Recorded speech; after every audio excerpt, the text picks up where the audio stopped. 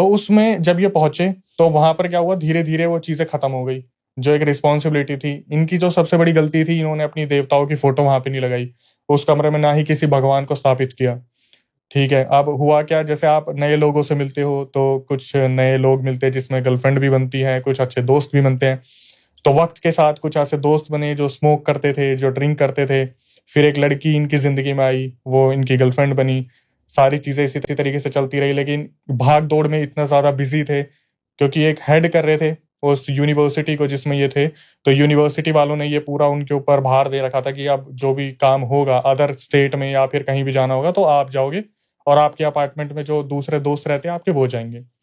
ठीक है, गर्लफ्रेंड से मिलने के बाद इनकी लाइफ बहुत ज्यादा हैपनिंग हो गई थी।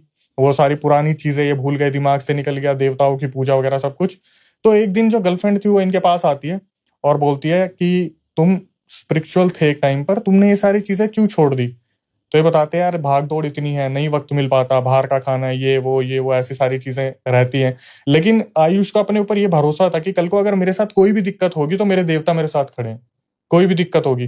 तो यहाँ से लड़की एकदम से बोलती है कि आपको पता है मेरी जो दादी है ना वो डायन है, और वो ऐसे ही सारी क्रिया करती हैं। मतलब आपको मैं अगर बताऊं, वो बैठे बैठे ऐसे लौंग तोड़ेंगी, अगर उन्हें बदला लेना है, पूरा मोहल्ला डरता है और घर के सामने से लोग निकलने से कतराते हैं, सबको पता है ऐसा कुछ है। तो इनको कॉन्फिडेंट था आयुष को, ये अचानक से बोलते हैं कि एक काम करना, अपनी दादी को जाके बोल दो अगर मेरा कुछ उखाड़ पाए तो उखाड़ ले।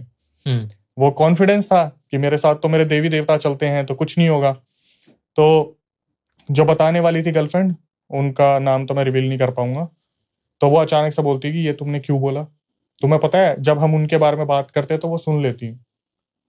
तो आयुष बोला एक काम करना, तुम बोल दो ना दादी को कि मेरा कुछ करके दिखाए, अगर तुम्हें इतना ही लग रहा है तो। हम भी पुरोहित के फैमिली से हैं, हमारे देवता हमारे साथ रहते हैं। तो जैसे ही वो लड़की वहां से निकली, अपने घर पहुंची, शाम को फोन आया कि मैंने बोला था ना दादी के बारे में बात मत करना। दादी ने फोन करके मुझे पूछा कि तू उस लड़के से मेरी बात क्यों कर रही थी। तो ये लड़की घबराई हुई थी, तो इसे भी थोड़ा सा अजीब